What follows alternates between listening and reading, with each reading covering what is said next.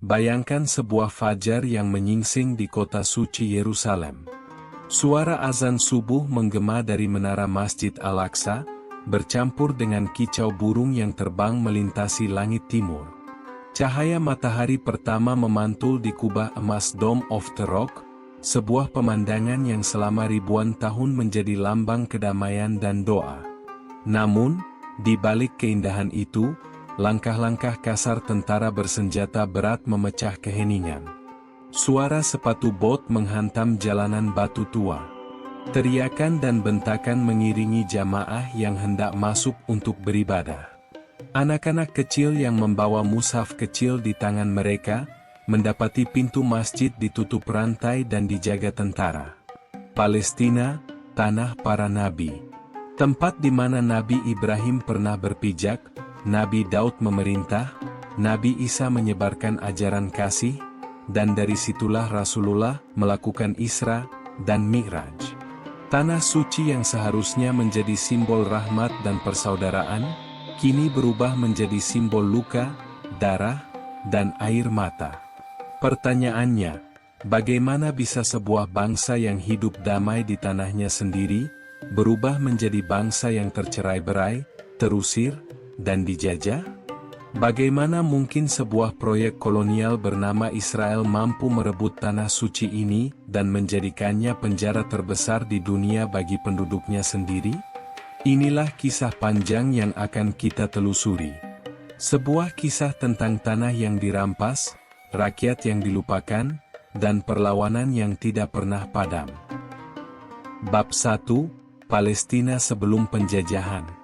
Bayangkan sebuah sore di pasar kota Yerusalem pada abad ke-18. Jalan-jalan sempit dipenuhi pedagang yang menawarkan kurma segar, zaitun, kain sutra, dan keramik berwarna-warni. Aroma rempah dari Damaskus bercampur dengan wangi kopi Yaman yang baru diseduh di warung-warung kecil. Di antara keramaian itu, orang-orang Arab Muslim, Kristen, dan Yahudi berjalan berdampingan, bercakap-cakap dengan bahasa Arab yang sama, tanpa rasa curiga, tanpa dinding pembatas. Inilah Palestina sebelum penjajahan Eropa dan proyek Zionis merusak harmoni itu. 1. Kehidupan di bawah Daulah Utsmaniyah. Sejak abad ke-16, Palestina menjadi bagian dari kekuasaan Ottoman. Secara administratif, ia masuk ke dalam wilayah Suriah, Bilad al-Syam. Yerusalem saat itu bukan ibu kota besar, melainkan kota suci yang dihormati.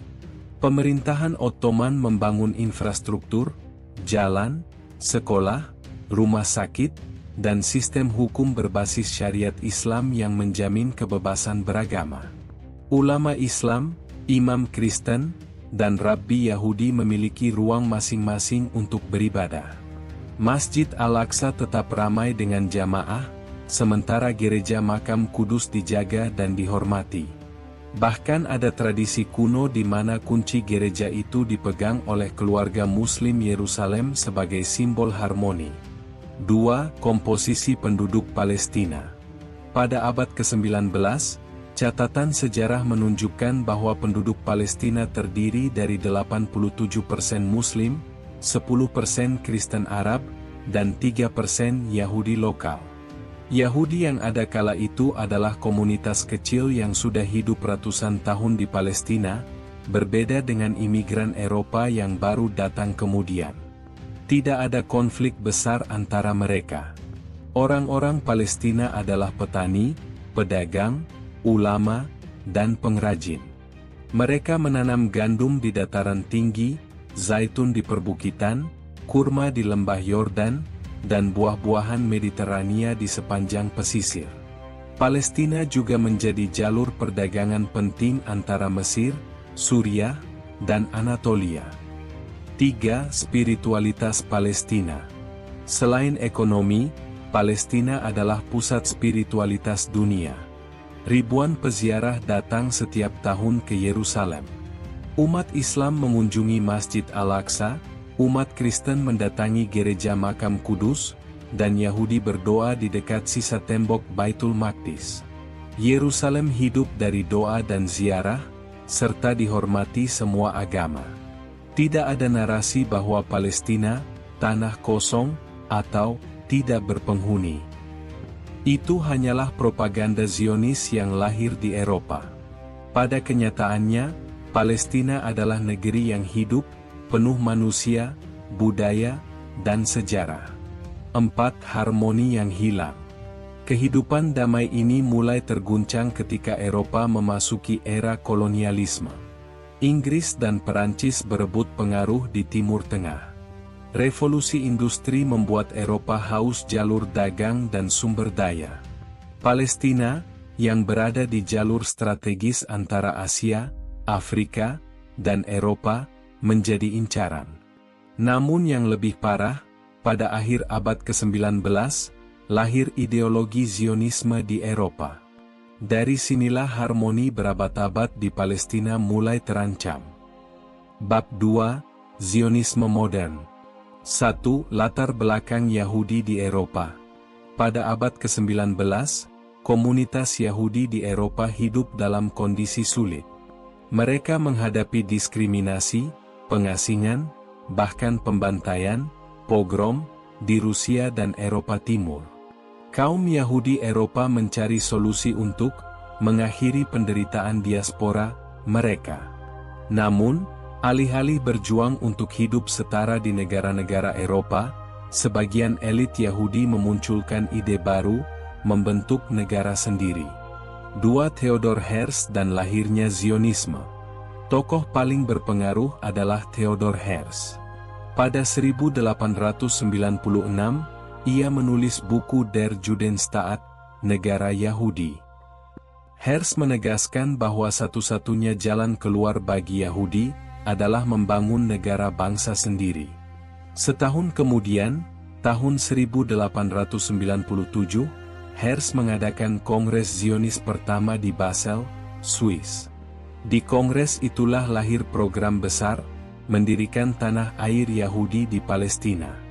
Herzl menulis dalam catatannya, "Di Basel saya mendirikan negara Yahudi.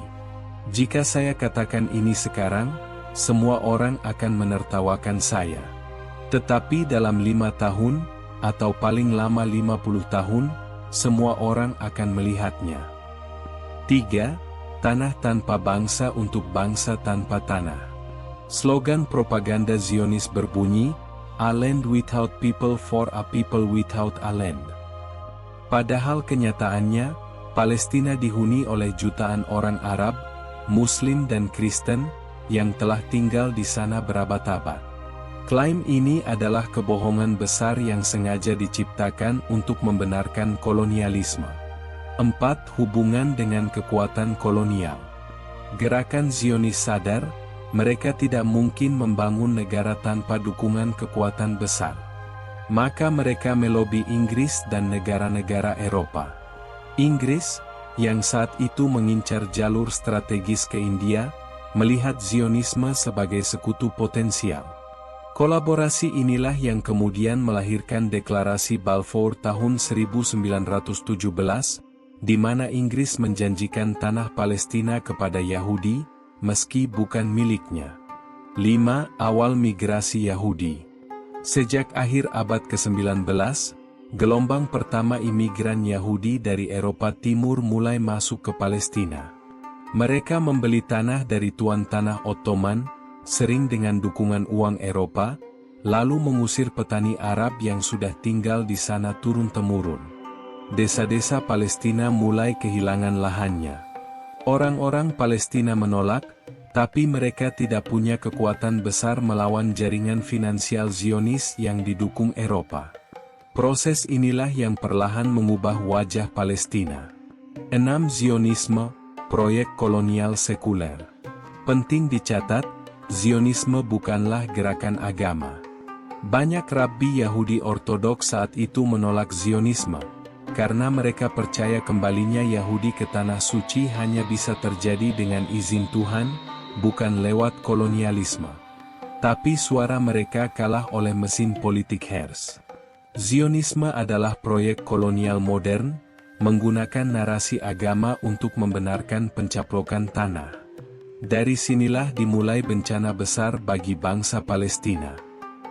Bab 3, Deklarasi Balfour 1917. Bayangkan suasana dunia pada tahun 1917. Eropa sedang terbakar oleh Perang Dunia Pertama. Inggris, Perancis, Jerman, dan kekuatan besar lainnya saling berebut pengaruh. Kekhalifahan Ottoman, yang sudah berabad-abad menguasai Palestina, mulai melemah dan kalah dalam perang. Di tengah situasi kacau itulah, lahir sebuah dokumen yang kelak akan menjadi salah satu tragedi terbesar bagi bangsa Palestina, Deklarasi Balfour. 1. Isi deklarasi.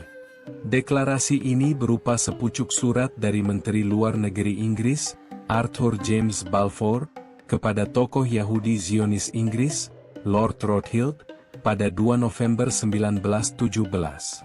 Surat itu berbunyi, "Pemerintah yang mulia memandang dengan penuh rasa simpati terhadap pendirian tanah air nasional bagi orang-orang Yahudi di Palestina, dan akan menggunakan upayanya yang terbaik untuk memfasilitasi tercapainya tujuan ini. Dengan pemahaman yang jelas bahwa tidak ada yang boleh dilakukan yang dapat merugikan hak-hak sipil dan keagamaan dari komunitas non-Yahudi yang ada di Palestina." Sekilas tampak berimbang. Tapi realitanya, surat itu adalah janji Inggris untuk memberikan tanah Palestina kepada gerakan Zionis. Padahal Inggris tidak memiliki hak apapun atas Palestina saat itu, karena masih dikuasai Ottoman. 2 janji di atas penderitaan. Deklarasi ini adalah pengkhianatan besar. Mengapa? Karena saat itu, 90% penduduk Palestina adalah bangsa Arab, Muslim dan Kristen. Hanya sekitar 10% adalah Yahudi lokal. Tetapi Inggris justru menjanjikan tanah itu kepada imigran Zionis yang kebanyakan datang dari Eropa. Lebih parah lagi, Inggris juga sebelumnya menjanjikan kemerdekaan bangsa Arab melalui surat menyurat Hussein McMahon, 1915-1916. Dalam surat itu, Inggris meminta orang-orang Arab membantu melawan Ottoman dengan janji kemerdekaan setelah perang. Artinya, Inggris berbohong pada dua pihak sekaligus. Pada orang Arab dijanjikan kemerdekaan, pada Zionis dijanjikan Palestina. 3. Alasan Inggris mendukung Zionisme. Mengapa Inggris begitu mendukung Zionisme? Ada beberapa alasan. Strategis. Palestina terletak di jalur penting menuju terusan Suez, penghubung Inggris ke India. Dengan menempatkan komunitas Zionis yang pro-Inggris di sana, mereka punya sekutu abadi. Politik. Zionis memiliki jaringan finansial dan pengaruh di Eropa serta Amerika. Dukungan kepada mereka dianggap bisa memperkuat posisi Inggris. Ideologis. Banyak politisi Inggris saat itu dipengaruhi Kristen Zionis, yang percaya bahwa kembalinya Yahudi ke Palestina adalah bagian dari nubuat Alkitab. 4. Dampak deklarasi. Setelah deklarasi, arus imigrasi Yahudi ke Palestina meningkat drastis. Koloni-koloni pertanian Yahudi didirikan, seringkali dengan membeli tanah dari tuan tanah besar, bukan dari petani Palestina. Rakyat Palestina mulai kehilangan tanah mereka, terpaksa bekerja sebagai buruh di tanah yang dulunya mereka miliki. Namun, yang paling menyakitkan adalah rasa dikhianati. Rakyat Palestina yang sudah dijanjikan kemerdekaan malah melihat tanah mereka dijual oleh Inggris kepada proyek kolonial asing. 5. Benih konflik. Deklarasi Balfour menanam benih konflik yang hingga kini belum berakhir. Ia bukan sekadar selembar surat, melainkan legitimasi internasional pertama bagi proyek Zionis. Dari sinilah dimulai proses sistematis untuk mengusir bangsa Palestina dari tanah mereka sendiri. Bab 4 Mandat Inggris dan awal konflik, 1920-1948. Deklarasi Balfour hanyalah permulaan. Setelah Perang Dunia Pertama berakhir dan Ottoman runtuh, Inggris mendapat mandat dari Liga Bangsa-Bangsa untuk menguasai Palestina. Masa mandat Inggris, 1920-1948, adalah periode kelam yang menjadi jembatan langsung menuju lahirnya Israel. 1. Inggris menguasai Palestina. Tahun 1920, Inggris resmi mengambil alih Palestina. Mereka membentuk administrasi sipil, tetapi kebijakan mereka jelas memihak Zionis. Imigrasi Yahudi dari Eropa difasilitasi. Lahan-lahan subur perlahan jatuh ke tangan imigran.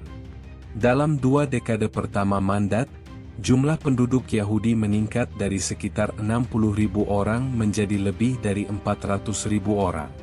Sebagian besar adalah imigran dari Eropa Timur yang melarikan diri dari antisemitisme. Tetapi kedatangan mereka menciptakan krisis besar bagi penduduk asli Palestina. 2. Perlawanan Palestina. Rakyat Palestina tidak tinggal diam. Pada 1920 dan 1921, terjadi kerusuhan pertama menentang imigrasi Yahudi. Pada 1929, pecah pertempuran besar di Yerusalem, terutama terkait akses ke Tembok Al-Burak, disebut Tembok Ratapan, oleh Yahudi. Ratusan orang tewas. Puncaknya adalah pemberontakan besar Palestina, 1936-1939. Selama 3 tahun, rakyat Palestina melakukan mogok massal, boikot ekonomi, dan perlawanan bersenjata melawan Inggris dan Zionis. Tetapi pemberontakan ini dipadamkan dengan brutal, ribuan orang Palestina dibunuh, ditangkap, atau diasingkan. 3. Kolaborasi Inggris-Zionis. Sementara rakyat Palestina ditekan, Zionis justru dipersenjatai dan dilatih. Milisi Zionis seperti Haganah dibentuk dengan restu Inggris. Bahkan, saat Perang Dunia Kedua, Inggris menggunakan pasukan Zionis sebagai sekutu. Hal ini memberi Zionis pengalaman militer yang kelak mereka gunakan untuk merebut Palestina. 4. Tragedi Deir Yassin dan Jalan ke Nakba. Menjelang akhir mandat Inggris, ketegangan semakin parah. Pada 1947, PBB mengeluarkan resolusi 181 yang membagi Palestina menjadi 2, 1 untuk Yahudi, 1 untuk Arab. Padahal, orang Yahudi saat itu hanya memiliki 7% tanah Palestina, tetapi mereka diberi 55% wilayah. Rakyat Palestina menolak, karena jelas itu tidak adil. Konflik pecah, dan milisi Zionis melancarkan kampanye teror. Salah satu peristiwa paling mengerikan adalah pembantaian Deir Yassin, April 1948, di mana lebih dari 100 warga desa Palestina dibunuh secara brutal. Tragedi ini menimbulkan gelombang ketakutan. Ratusan ribu rakyat Palestina melarikan diri, membuka jalan bagi Zionis untuk mendirikan negara Israel pada Mei 1948. Inilah awal Nakba, malapetaka, pengusiran besar-besaran bangsa Palestina dari tanah mereka.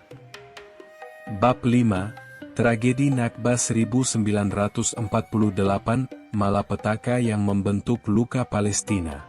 Bayangkan sebuah desa kecil di Palestina pada musim semi tahun 1948. Pohon zaitun sedang berbuah, anak-anak berlari di ladang, perempuan menyiapkan roti di tungku tanah. Hidup sederhana itu tiba-tiba hancur ketika milisi bersenjata Zionis datang membawa senapan, granat, dan api. Inilah awal dari Nakba, kata dalam bahasa Arab yang berarti malapetaka. 1. Latar belakang Nakba. Setelah PBB mengeluarkan resolusi 181 pada November 1947, Palestina diguncang konflik. Rakyat Palestina menolak rencana pembagian wilayah yang tidak adil. Yahudi diberi 55% tanah, padahal mereka hanya 7% populasi dan pemilik 7% tanah. Arab yang 90% penduduknya hanya diberi 45%. Milisi Zionis, seperti Haganah, Irgun, dan Lehi, meluncurkan operasi militer sistematis untuk mengusir rakyat Palestina dari tanah mereka. 2. Strategi pembersihan etnis. Dokumen militer Zionis menyebutkan, Plan Dalet, Rencana D, sebuah rencana rahasia untuk menguasai sebanyak mungkin wilayah sebelum berakhirnya mandat Inggris. Caranya, menyerang desa-desa Arab, membakar rumah, membantai penduduk, dan menciptakan kepanikan agar rakyat Palestina melarikan diri. 3. Pembantaian Deir Yassin. Peristiwa paling terkenal terjadi di Deir Yassin, sebuah desa dekat Yerusalem, pada 9 April 1948. Milisi Irgun dan Lehi menyerbu, membantai lebih dari 100 warga, laki-laki, perempuan, anak-anak, bahkan orang tua. Mayat mereka dipamerkan untuk menakut-nakuti desa-desa lain. Deir Yassin menjadi simbol teror. Setelah itu, puluhan ribu rakyat Palestina panik dan mengungsi, takut hal serupa menimpa mereka. 4. Eksodus massal. Antara 1947-1949, sekitar 750.000 rakyat Palestina terusir dari rumah mereka. Lebih dari 500 desa Palestina dihancurkan, banyak yang dihapus total dari peta, diganti dengan nama baru Yahudi. Keluarga Palestina yang lari membawa kunci rumah mereka, berharap bisa kembali suatu hari. Hingga kini, kunci-kunci itu masih disimpan anak cucu mereka di kamp pengungsian, simbol rumah yang hilang. 5. Deklarasi Negara Israel. Pada 14 Mei 1948, David Ben-Gurion memproklamasikan berdirinya negara Israel. Sehari setelahnya, negara-negara Arab, Mesir, Yordania, Suriah, Irak, mengirim pasukan untuk membantu Palestina. Namun perang itu justru dimanfaatkan Zionis untuk memperluas wilayah lebih jauh. Hasilnya, Israel menguasai 78% tanah Palestina. Rakyat Palestina tersisa hanya di jalur Gaza, tepi barat, dan Yerusalem Timur. 6. Awal diaspora Palestina. Ratusan ribu pengungsi Palestina tersebar ke Lebanon, Suriah, Yordania, dan Mesir. Mereka tinggal di tenda-tenda darurat, yang hingga kini berubah menjadi kamp pengungsian permanen. Generasi demi generasi lahir di pengasingan tanpa pernah kembali ke rumah. 7. Luka yang tidak pernah sembuh. Nakba bukan sekadar sejarah. Ia adalah luka yang diwariskan. Setiap keluarga Palestina punya cerita, kakek yang dibunuh, nenek yang diusir, desa yang hilang. Nakba menjadi fondasi penderitaan Palestina hingga hari ini. Bab 6, Perang 1967, Kehilangan Al-Quds. Hanya 2 dekade setelah Nakba, tragedi lain menimpa Palestina. Tahun 1967, dalam perang singkat yang hanya berlangsung 6 hari, Israel berhasil merebut sisa tanah Palestina dan menancapkan kuku penjajahannya lebih dalam. 1. Latar belakang perang. Ketegangan meningkat sejak awal 1960-an. Israel semakin agresif, sementara negara-negara Arab mencoba menggalang kekuatan. Presiden Mesir, Gamal Abdel Nasser, menutup terusan Suez bagi Israel dan mengusir pasukan penjaga PBB dari Sinai. Israel menanggapinya dengan mempersiapkan perang. 2. Serangan kilat Israel. Pada 5 Juni 1967, Israel melancarkan serangan mendadak ke pangkalan udara Mesir, Suriah, dan Yordania. Dalam beberapa jam, Angkatan Udara Arab lumpuh. Israel kemudian dengan cepat merebut wilayah darat. 3. Hasil perang 6 hari. Dalam 6 hari saja, Israel menguasai wilayah luas. Di Yerusalem Timur, tepi barat, dan Gaza, sisa tanah Palestina. Dataran tinggi Golan milik Suriah. Semua semenanjung Sinai milik Mesir, dikembalikan 1982. 4. Kehilangan Al-Quds. Yang paling menyakitkan, Yerusalem Timur, termasuk kota tua dan Masjid Al-Aqsa, jatuh ke tangan Israel. Tentara Israel memasang bendera di tembok Al-Burak, meneriakkan, Gunung Kuil ada di tangan kita. Bagi umat Islam, ini adalah luka yang dalam. Masjid Al-Aqsa, kiblat pertama umat Islam, berada di bawah kendali penjajah. 5. Nasib rakyat Palestina. Lebih dari 300.000 warga Palestina kembali mengungsi akibat perang ini. Mereka terusir dari tepi barat dan Gaza. Israel membangun permukiman baru di tanah yang direbut, memaksa rakyat Palestina hidup di bawah pemerintahan militer. 6. Reaksi dunia Islam. Dunia Islam terkejut. Bagaimana mungkin dalam 6 hari saja, negara-negara Arab kalah telak? Perang ini menjadi simbol kegagalan kepemimpinan Arab dalam membela Palestina. Dari sinilah muncul kesadaran baru, perlawanan tidak bisa hanya mengandalkan negara Arab, tapi harus lahir dari rakyat Palestina sendiri. 7. Awal perlawanan modern. Pasca 1967, lahirlah berbagai kelompok perlawanan Palestina. PLO, Palestine Liberation Organization, yang dipimpin Yasser Arafat menjadi simbol perjuangan. Dari kamp-kamp pengungsi, rakyat Palestina mulai mengangkat senjata, meski sederhana. 8. Luka Al-Aqsa.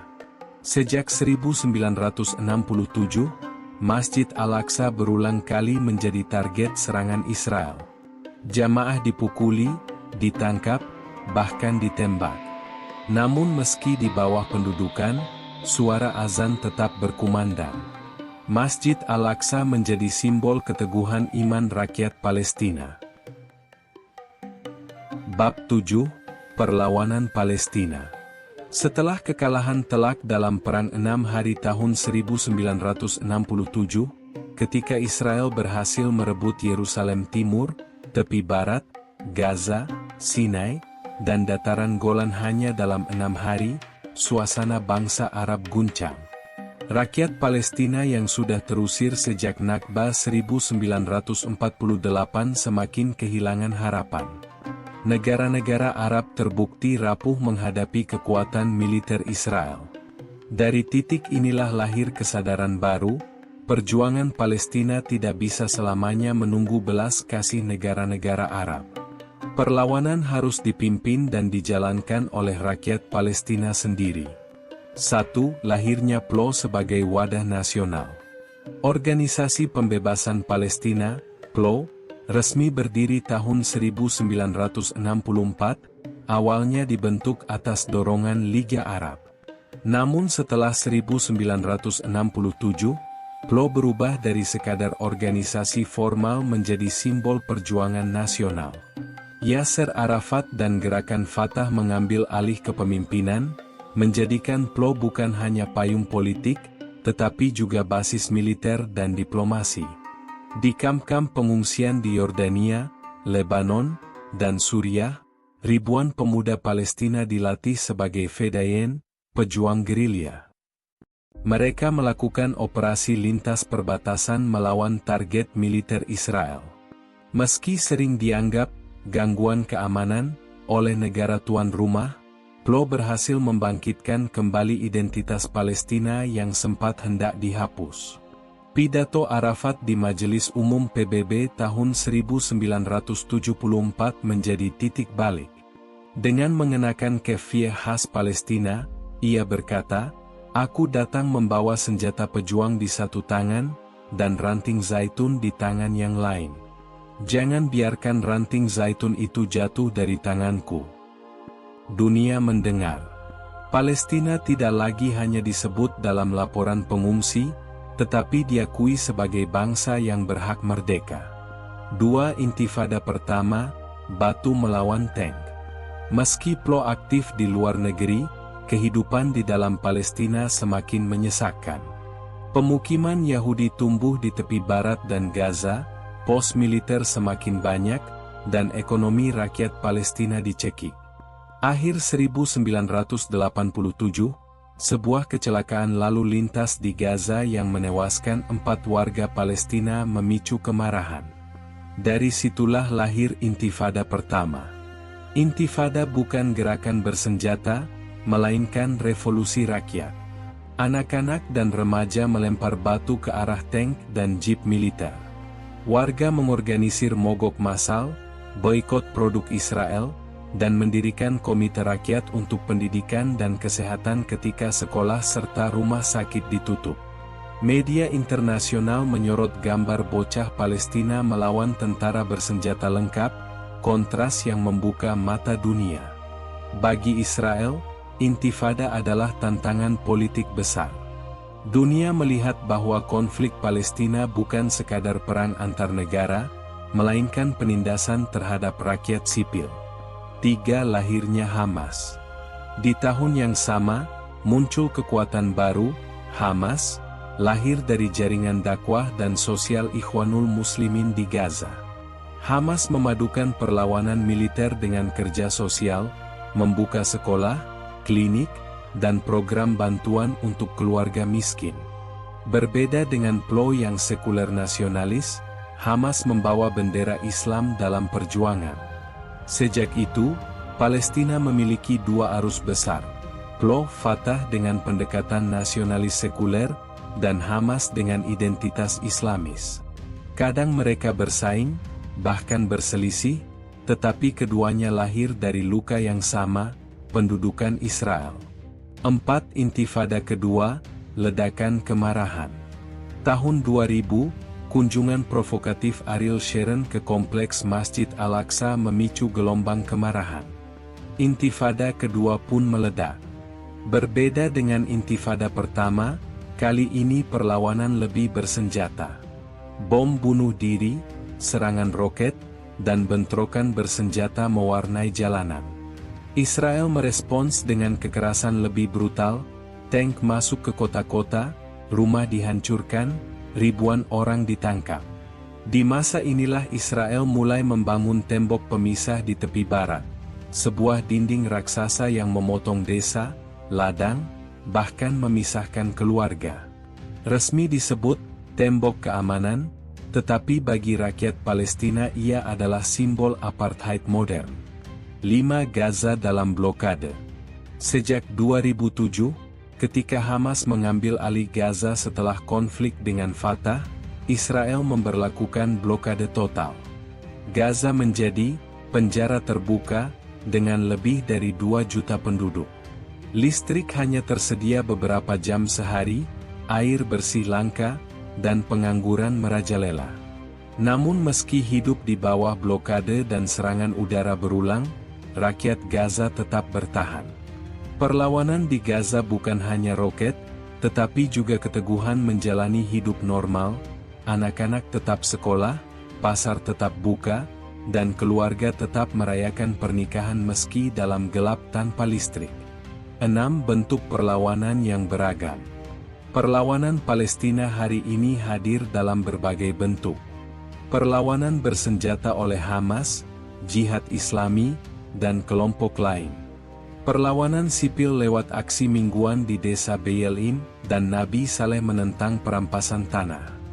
Gerakan internasional seperti BDS, boikot, divestasi, sanksi, yang menyerukan tekanan ekonomi terhadap Israel. Perlawanan budaya lewat seni, puisi, musik, dan mural di kamp pengungsian. Semua ini menunjukkan bahwa meski berbeda strategi, rakyat Palestina bersatu dalam tujuan, menolak pendudukan dan mempertahankan martabat. Bab 8, Politik, Diplomasi, dan Pengkhianatan. Perlawanan di jalanan dan ladang zaitun selalu berjalan beriringan dengan perjuangan di meja diplomasi. Namun sejarah menunjukkan bahwa diplomasi Palestina seringkali penuh jebakan, janji kosong, bahkan pengkhianatan. 1. Perjanjian Oslo 1993, harapan yang pudar. Setelah Intifada pertama, lahirlah Perjanjian Oslo. Dunia berharap ini menjadi jalan damai. PLO mengakui Israel, dan Israel mengakui PLO sebagai wakil sah Palestina. Dibentuklah Otoritas Palestina untuk mengelola sebagian wilayah tepi barat dan Gaza. Namun kenyataannya, Israel tetap menguasai perbatasan, udara, dan laut. Pemukiman ilegal justru bertambah. Persoalan inti, Yerusalem, pengungsi, perbatasan, ditunda tanpa kepastian. Oslo akhirnya dianggap banyak pihak sebagai jebakan. Palestina diberi administrasi terbatas, tetapi tidak pernah diberi kedaulatan sejati. 2 Camp David 2000, tawaran murah hati, yang menyesatkan. Pada tahun 2000, negosiasi Camp David kembali gagal. Media Barat menggambarkan Palestina menolak tawaran murah hati Israel. Faktanya, tawaran itu hanyalah peta penuh kantong-kantong terpisah, tanpa kontrol perbatasan, tanpa Yerusalem Timur sebagai ibu kota. Tidak adil bagi rakyat Palestina. 3 Gaza dan perpecahan internal. Tahun 2005, Israel menarik pasukan dan pemukimnya dari Gaza. Namun jangan salah, Gaza tetap dikontrol dari luar, udara, laut, dan perbatasan dipegang Israel. Sejak 2007, perpecahan antara Hamas, yang menguasai Gaza, dan Fatah, yang memimpin tepi barat, melemahkan suara Palestina. Musuh memanfaatkan perpecahan ini untuk menekan lebih jauh. 4. Normalisasi Arab, luka baru. Beberapa negara Arab kemudian menandatangani normalisasi dengan Israel. Bagi Palestina, ini adalah pengkhianatan. Alih-alih menunggu Palestina merdeka, mereka justru memilih hubungan dagang dan diplomatik dengan penjajah. Solidaritas Arab yang dulu kuat, kini mulai retak. 5. Diplomasi rakyat. Meski politik resmi sering mengecewakan, rakyat Palestina dan pendukung internasional menemukan jalan lain. Gerakan BDS menjadi instrumen global. Universitas, serikat pekerja, dan komunitas agama di berbagai negara ikut menekan Israel. Resolusi demi resolusi di PBB menegaskan ilegalnya pemukiman, meski jarang dipatuhi Israel. 6. Pengkhianatan yang berulang. Dari Balfour 1917, mandat Inggris, pembagian PBB 1947, Oslo 1993, hingga normalisasi Arab, sejarah diplomasi Palestina dipenuhi pengkhianatan. Namun meski dikhianati berkali-kali, bangsa Palestina tetap bertahan, tidak menyerah, dan terus menuntut hak mereka. Bab 9. Kehidupan di bawah penjajahan. Jika ingin memahami penderitaan Palestina hari ini, kita harus melihat kehidupan sehari-hari rakyatnya di bawah penjajahan. Pendudukan Israel bukan hanya soal garis batas di peta, melainkan sebuah sistem yang mengatur hidup setiap orang Palestina dari lahir hingga mati. Di Gaza, lebih dari 2 juta jiwa hidup dalam wilayah sempit yang disebut para pengamat sebagai penjara terbuka terbesar di dunia. Sejak tahun 2007, Israel memberlakukan blokade penuh dari darat, laut, dan udara.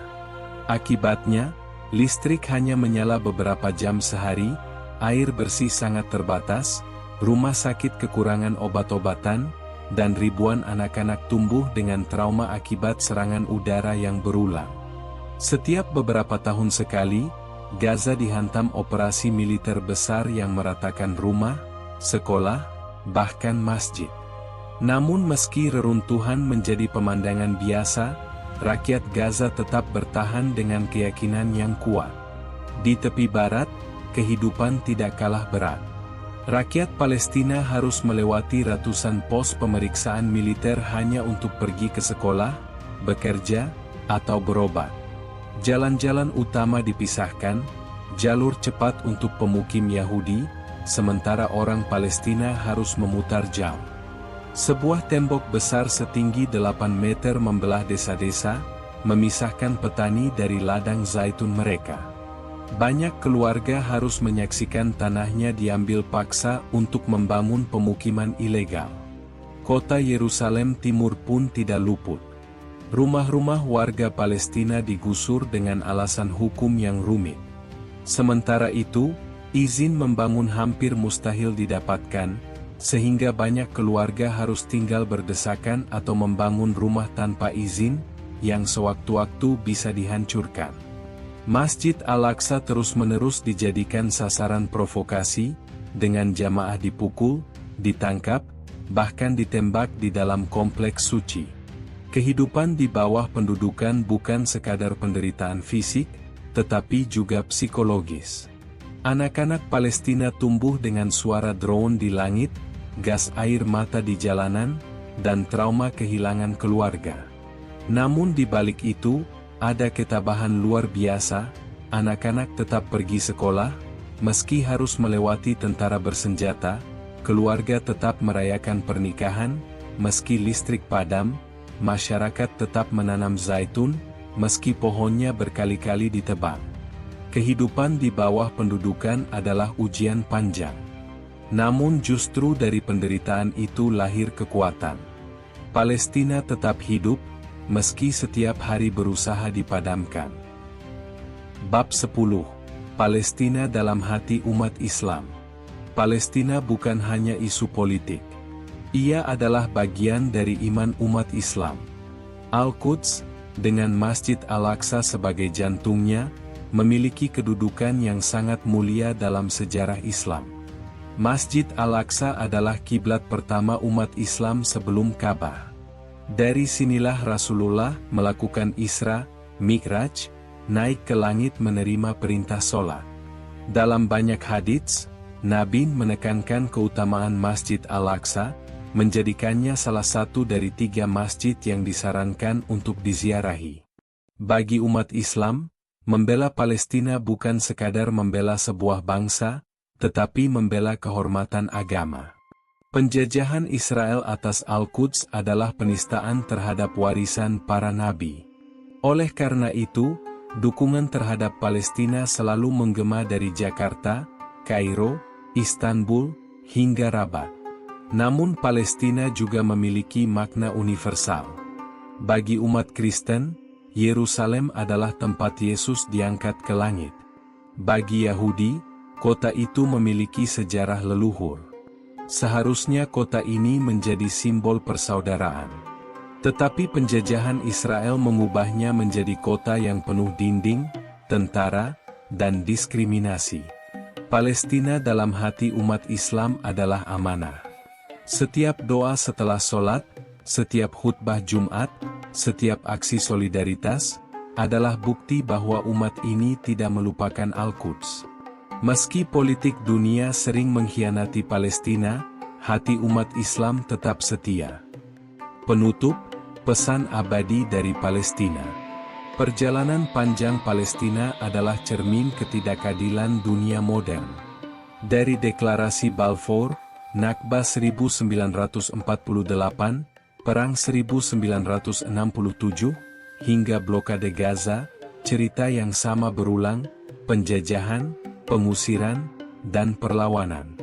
Namun ada satu hal yang tidak pernah berhasil dihapus, keteguhan rakyat Palestina.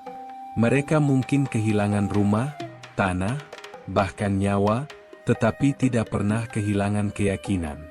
Israel bisa membangun tembok setinggi apapun, tetapi tidak bisa menembok ingatan.